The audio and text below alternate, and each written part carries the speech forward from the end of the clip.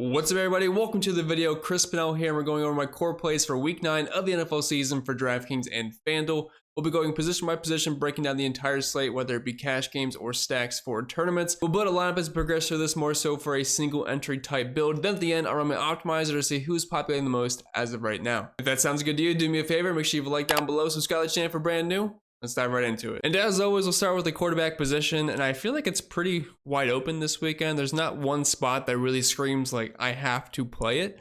Obviously in tournaments, I'm loving Kirk Cousins, I'm loving Dak Prescott and that 51.5 point total game. But other than that, I don't really see like a cash game staple this weekend. Like I feel like a lot of people were like, yeah, let's play Bo Nix last weekend, which made sense, and obviously he did fantastic. He exceeded expectations, but this weekend, like heading into it, I was probably going with Geno Smith as far as being my favorite cash game quarterback this week. Like 20 minutes ago, we just got news that DK Metcalf is going to be out. And while that does hurt him a little bit, I don't think it's a major deal. I don't really think that's going to affect the over-under in this game, the implied team total. He should still be fine. This is a good spot versus the Los Angeles Rams. And he's cheap enough, and they throw the ball enough to where this can still work out. He's at home. Daniel Jones is going to be someone that people are going to get to this week. For me personally, I don't like it as much as others. I don't have him projected as well as others. He's still showing 3x value, so it's viable at his low price point. But, you know, it's just kind of it's a weird quarterback slate in my opinion. So for tournaments, I think it's fun because I don't think anyone's going to be extremely over-owned. So you don't really have to put that into too much consideration when building your stacks.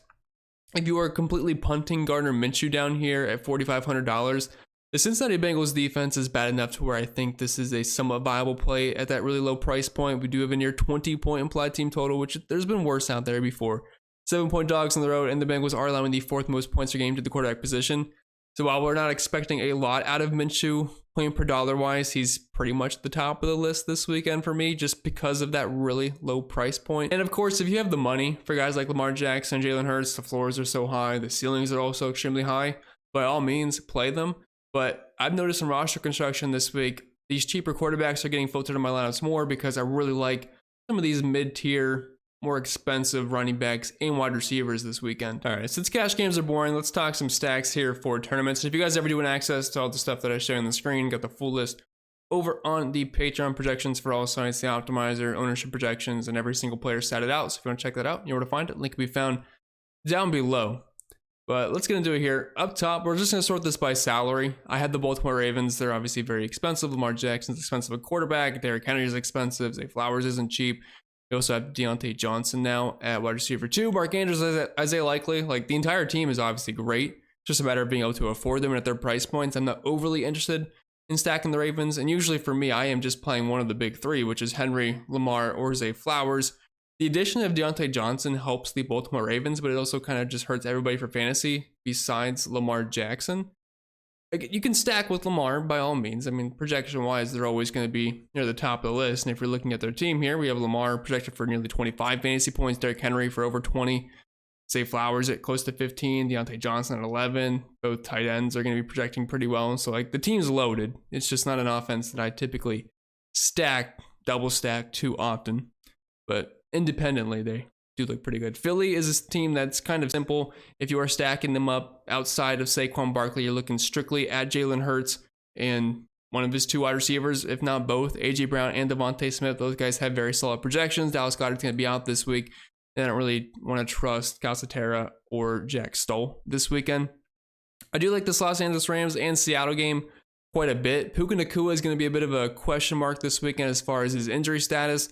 Obviously did fantastic in a game where he was supposed to be pretty limited. Well, I believe he only played somewhat over half the snaps. When he was in the game, he was very involved in that offense. Ended up leaving practice yesterday with the same knee issue, I believe. And by the time I'm recording this, we do not have an update on Puka Nacua. But if he ends up playing and, you know, assuming full health, at least as healthy as he can be, I like him a lot. I like Cooper Kupp if one happens to be out. Obviously, the other would get a big boost. The only concern would be Puka Nacua this week, but I think the entire Rams offense and the entire Seattle offense is going to be in play for me. With DK Metcalf being out, that's just a boost for Tyler Lockett and JSN. You can also pretty much boost everybody in the offense. Also have Kenneth Walker, who I guess maybe somewhat gets a slight bump. I noticed in my projections he got bumped up a little bit. I think maybe like an extra dump off or two, but both teams very interested in. But Seattle's a lot cheaper. And if you're looking at the team totals, it's 24.5 for the Los Angeles Rams, 24.5 for the Seattle Seahawks. So when you're getting a bit of a price decrease on the Seattle Seahawks, the home team, I mean, it's kind of just easier to filter my lineups towards the Seahawks. Dallas and Atlanta is going to be one of the best games of the entire weekend. Pretty tight spread here at 3.5 points. We're going to be in Atlanta, 51.5 over under in this one. 24.5 implied team total for the Cowboys and 27.5 for the Atlanta Falcons. But load up on both these offenses. Like for Dallas here, we have Dak Prescott, CeeDee Lamb, Jalen Tolbert, Jake Ferguson, all fantastic plays this week. And on the other side for Atlanta, the entire position arsenal for them looks fantastic. Kirk Cousins, who had a great game last week. Somehow Drake London didn't get any pieces of that, but London, Darnell Mooney, Ray McLeod, Kyle Pitts, and even Bijan Robinson, all these guys look fantastic, and that reflects in the projections. They'll be one of the chalkier teams this weekend if you're looking at the ownership numbers here, but I just want all the pieces I can from that game and a good chunk of my lineups. New Orleans Saints, I'm not really looking to stack them up too much. It's really just two players that I have a lot of interest in, and that would be Alvin Kamara and Chris Olave. They're the ones that are really boosting up the ownership here. They're going to be extremely chalky this weekend because of their price points. Derek Carr is going to be back. If you want, you can use Derek Carr for a cheaper stack, but I don't really see any double stacks that I like. So if I am playing Derek Carr, you could play him with Alvin Kamara and Chris Olave. I'm not fully against that. And then looking at the Giants here, like I said, I think I'm a little bit lower on them than most people are this weekend. But if you do want to stack, like there is paths to victory here. You have Daniel Jones with Malik Neighbors, Darius Slayton, Tyrone Tracy got cleared from his concussion, so he's going to be in. He's a threat in the passing game. I know the Washington Commanders defense is not amazing, but it's better than it was last year, at least so far. Obviously, the season has to progress, but it's not my favorite spot in the world compared to others. We already went over Seattle. The Cincinnati-Las Vegas game, it seems kind of ugly, but I think both defenses are bad enough to where both of these teams have some value this week, especially Cincinnati with a 27.5 implied team total at home. T. Higgins is doubtful for this game, so I think it's safe to assume he's going to be out. Yoshi Voss, big goose egg last week, but I don't mind going back to him. Jamar Chase, of course. Mike Gesicki got involved in the offense once again. I think he's a decent tight end play this week. This team will have ownership, but I don't mind getting to it. Chase Brown, also the bona fide RB1 with Zach Moss being out, is a tremendous value play at the position.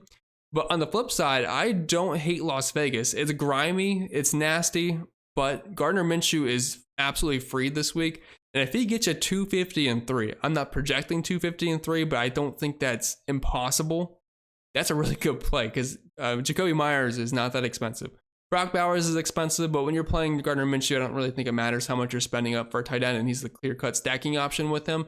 So I don't mind that at all. You can run that back with Jamar Chase, and that's actually a really good game stack at those price points. Okay, moving over to our build here, and as I always say, the purpose of this is not for you guys to just plug and play into your builds.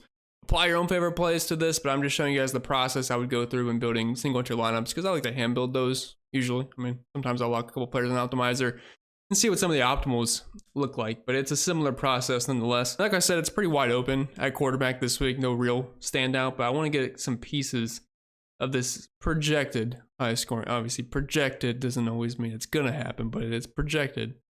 Be a pretty high scoring game here. My projections like them quite a bit. So we can either go with Kirk Cousins or Dak Prescott. Let's just roll with Dak here. I know he always disappoints us, but let's just buckle up and roll with it. And now we have running backs. And once again, kind of a wide open position this week. I know I have a lot listed here, but I'll go over the core few. I think they'll probably make the most sense for cash games. So if I'm spending up, Alvin Kamara would be my number one. Getting Derek Carr back is just a nice boost to this offense, and it reflects in the implied team total this week at 26.5. They're 7-point favorites on the road in Carolina, but Carolina has been horrible versus running backs. That's really just putting it lightly. If you scroll over here, we see 32 points per game to running backs. That is dead last in the league. 1.6 rushing touchdowns and nearly 130 rushing yards. This is pretty much the nut spot for Alvin Kamara. So if you are playing cash games, he would be the favorite spend up from 7K and up. If you are going cheaper, Chase Brown is probably going to end up being the more popular RB2 this weekend at $5,900. No Zach Moss and a nice hefty implied team total of 27.5. He's a 7-point favorite. He's at home, and the Raiders have struggled versus running backs so far this year. So if we are projecting for close to 20 touches from Chase Brown, who can be using the passing game, I mean, that just makes a ton of sense in cash games.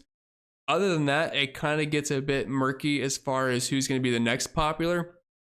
If you are spending up, I think Kyron Williams comes in as that second most popular running back in cash games as far as just being expensive, because it's pretty tight between Henry, Barkley, Kyron Williams, and Alvin Kamara. And you can throw in Bijan Robinson's name in the ring there, which I think Bijan Robinson is a fantastic play this week. A little nice discount on the other running backs on FanDuel. It's kind of the same. He's about $300, $400 cheaper than that upper tier. And then on DraftKings, it's about the same. So I think he's a great play. Either way, in recent weeks, he's definitely been up. And all these guys are basically in really good matchups. Derrick Henry has the worst of the bunch versus Denver.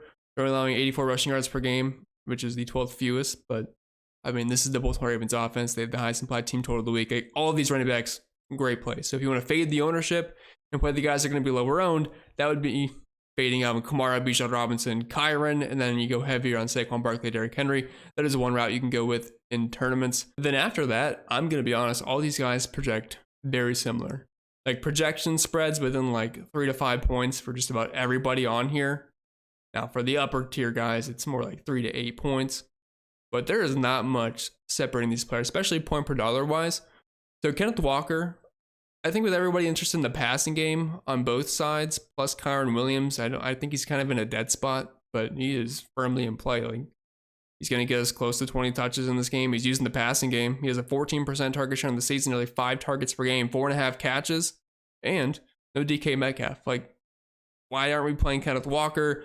James Cook, another guy that I just don't think is going to get any ownership. He'll be less owned than Kenneth Walker. Walker's not going to be unowned, but James Cook comparatively, like the Buffalo Bills have a 27.5 implied team total. Miami Dolphins are bottom half in the league versus running backs this year. He's averaging a touchdown per game. I know he's not someone that usually gets too much ownership, and that's because Josh Allen's a vulture, and this offense is so spread out with where they go with the ball. But if you are fading the passing attack here, they got to score some points, and I don't mind getting to James Cook. Then Tony Pollard with no Spears, potentially no Pollard either. We got to see what happens in practice, but with Spears being out, he's going to get all the volume he can handle. He's averaging 20.4 opportunities per game this year. That means rushes plus targets. It's just going to be a really ugly game, 38 over under, and he's probably going to have to score to work out, so I don't have a lot of interest. Devon Chan, any single time Tua starting, he's below 7K. He's going to be on my list here. Pretty good spot versus the Bills. They're allowing the second most points per game to running backs, and versus pass catching running backs, they've actually allowed 55 receiving yards and nearly 6.5 catches per game to that, which is right in a Chan's wheelhouse. So below 7K, I mean, I will take it. And they are 6-point dogs, so I do see some checkdowns in his future. James Conner is the most boring running back in the world, but he's pretty much locked in for 15 to 20 opportunities every single week, and if he scores, it's icing on the cake. If not, he does have PPR upside to where it can still boost the floor a little bit. Like, I'm not excited to play James Conner, but at his price point with his volume, that's basically all that matters. And the other sits pretty similar play here. If you're looking at their numbers this season, they're almost identical, but he does have a bit of a boost in the passing game compared to Conner. So if I had to pick between the two, I would take Swift, but projections are very similar on them. All right, back to the build here. Got to get a couple of running backs. Alvin Kamara is the best play. He will be the chalk, but let's fade him for just, I guess, entertainment purposes. We can play Bijan Robinson, which actually works with our full game stack here. He can be our run back option. No pun intended on the running back. But we'll plug him in here at $7,400, save a little bit off Alvin Kamara. And then we'll just plug in Chase Brown. Since we faded the absolute chalk with Kamara, I know Chase Brown's going to be very chalky as well, but since we don't have both, I don't think it's a big deal. And as most of you know, I'm a partner of Stochastic, have been for a long time. We used to do content together, but they have their Sims tool for all sports, NASCAR, MMA, NBA, which is in full swing right now, and NFL, which has been in full swing for quite some time. But you can give yourself an edge on Sundays, Thursdays, Monday, whenever the slate happens to be. You can see which players, fighters, drivers offer the best ROI before the event starts, or sign up stack up the best in tournaments using their contest generator and pre-contest simulator. So if you're going to check it out, which a lot of people have with me, it helps us both out. Use the link down below in the description and make sure you tell them I sent you. Moving on to wide receivers, I usually don't spend much time here because we kind of just talked about all the stacks for the most part. So I'll just try to highlight a few cash game plays that I think make some sense here. And for tournaments, you can't correlate your entire lineup, but a lot of it has to do, like, for us specifically, we have Dak Prescott currently, so I am playing CeeDee Lamb. It's just what I'm going to do. Sure, you could fade him and go Jalen Tolbert and Jake Ferguson, but that's the same exact process. I just happen to be fading the best play from Dak Prescott, but I'll be playing CD personally. Other than that, cash games, I do think you can play Lamb or Chase in cash if you have the money for him. I don't personally think you're going to be able to spend up in cash to go that route. I mean, you might be able to if you play Gardner Minshew for a complete YOLO. But Malik Neighbors, he would be an option for me. Cooper Kupp, if Puka Nacua happens to be out. If Puka is in, I would prefer Puka over anybody. Like at full health in the 7K and up range, at least for me, value-wise. If I'm going the mid-range for cash games, it would be Drake London or Chris Olave. I love Chris Olave this week. My projections like him. Obviously, no Rashid Shaheed and Derek Carr back. Like, he should not be $6,100. It's a great matchup versus the Panthers. High implied team total. Like, yeah, Chris Olave makes a lot of sense. I know his numbers don't look amazing this year, but when you have Spencer Rattler as your quarterback, times are going to be tough. And he's also missed some time, but I mean, I think this is a great spot for Olave. I would say he's probably my favorite cash game play of any wide receiver this week. And if I'm going to spend down, Cedric Tillman would be my favorite. I'm not point chasing from last week. It's just the simple fact that he's the wide receiver 1 in this offense now. We have a new play caller, and the entire offense looks completely different with no Deshaun Watson. Jameis Winston's a gunslinger. If Tillman's going to get 8+ targets, I mean, I'll take it. I don't know if I'm projecting him specifically for 8 targets, but the upside is there 100%. They're at home once again. It's not a good matchup versus the Chargers with only the second fewest points per game to wide receivers, but at this price, I just simply don't care. Jalen Coker with no Thielen, no Deontay Johnson. I know it's Bryce Young under center, but I think he makes sense for a cheap play. Ray McLeod, if you're looking to stack that up. I don't think anyone's going to want to play Yoshi Voss after last weekend, but it's the exact same play. And if you liked him last week, well, I know it sucked as the result, but I would once again play him in tournaments. Okay, back to the build here. Like I said, I'm going to play CeeDee Lamb. I know he's very expensive, but there's enough value to make this work this week. And if we're looking for a wide receiver too, I'm not going to be able to double spend up as much as these plays look super enticing. But I think Chris Olave is just really underpriced, so he's someone I have a lot of interest in. I don't have Alvin Kamara. I want a piece of that Saints offense with their high implied team total versus just a defense that's been getting annihilated this year. So we'll play Olave, and I know that puts us below 4K, but in wide receiver 3, tight end, defense, those are positions we can usually save money on. If I have to end up taking Olave out, we can do that, but let's just see what we have. All right, moving on to the tight end position. Not a long list for me this week. Since I have Dak Prescott, I'm going to double stack with Jake Ferguson. He's averaging 7 targets per game, which is perfectly fine for me at $5,100. Probably the money for Brock Bowers. He's the top projection play. And then with Jameis Winston under center, everybody gets a boost in Cleveland, and David Njoku is one of those benefactors. And he, I believe, came back to practice today, so there should be no concerns about him playing. But if I'm spending down, I really like Mike Gesicki this week because there's once again no T. Higgins. And we saw last week with no T, Mike Gesicki got a good amount of slot usage, had 8 targets. He's been very up or down this year, but if we can get 5 targets and some slot usage out of Mike Gesicki at $3,100 as just being one of Joe Burrow's wide receivers, I mean, I will take that all day. Let's finish this build off and we'll see if we have the money to do with what we want. But a defense, we're going to have to go cheap. We have absolutely no choice about it. And I gotta say, it's very ugly down here. There's none that I really want to play. The cheapest I would want to play, I would say, is probably either the Bears or not the Falcons, the Browns, maybe, Bills, Patriots. I like the Patriots versus the Titans for sure. Problem is, it's not a ton of salary relief. We still are only at $4,100. So I'll be honest, I don't think we're going to be able to make this work. But we can try to plug in a cheap wide receiver here. Like, I like Tillman a lot. So we can play him at $4,300 and $4,100. So I'm playing somewhat expensive Jake Ferguson. That leaves me with $3,100, and I don't think there's any plays at $3,100 that I want to go with. So we'll probably have to take out Chris Olave and maybe play somebody like Jacoby Myers, $5,300. That gives us $3,900 left, which I'm not saying it's a great range to be in, but there is viable plays down here. Like, we have Yoshi Voss, which it could be worse. We have Ray McLeod. We also have Jalen Coker down here at $3,600. I'll leave that up to your imagination currently, but just looking at the overall build here, I think it looks pretty good roster construction wise. So we have Dak Prescott paired with CeeDee Lamb and Jake Ferguson, so we have a nice double stack going. And we have Bijan Robinson from the other side of this game, also just one of the best running back plays overall. Chase Brown for obvious reasons, then Myers, Tillman, Patriots defense, and then whoever you want to flex. There's a couple of options down there. Not saying they're great, but they're viable. And like I said earlier, want to run the optimizer, see which players are popping. It's Friday, so obviously things are going to change, but just some quick settings here. We're going to go 10% randomness. Let's remove the tight end from the flex, and we'll do a quick position stack here. So we're going to stack quarterback and wide receiver and tight end. You don't always have to do this. I know I sound like a broken record, but you never know when someone new is going to be here. And if you have a mobile quarterback, you definitely don't have to stack with them. Like naked, Jaden Daniels is perfectly fine. Naked Bo Nix last week was fine because, I mean, they don't have to have help from their pass catching options to get there most weeks. So, at least any week, really. So we'll save that and we'll run a quick 20 max and let's see what's popping here. So pull up the player tab, and he has a lot of Chris Olave, a lot of Tyler Lockett too.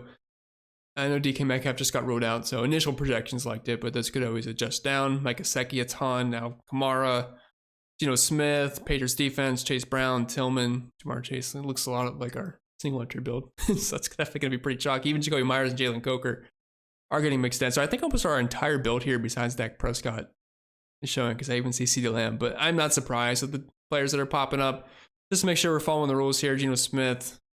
Well, I guess I understand why Tyler Lockett would be getting beefed up so much, because Geno Smith's populating a ton, and we specified that we want at least one wide receiver tight end with our quarterback, so Tyler Lockett must project better than JSN. But as you can see here, Geno paired with Lockett. We didn't specify we want a run back option, so otherwise that does look like decent roster construction. Looking at teams here, Cincy, New Orleans, Seattle, Cleveland, New England, Atlanta, the teams that are popping the most. And then, yeah, I mean, I think there's going to be a lot of exposure in these games for sure. I tend to see New England's basically just the Patriots defense, so that's something you have to look past. But otherwise, I mean, it looks about right. With that being said, that's all I got for you guys this week. So I hope you enjoyed. If you did, even if you didn't, make sure you like down below. Subscribe to the channel if you're brand new. If you have any questions, comments, concerns, leave them down below. I'll be more than happy to answer them.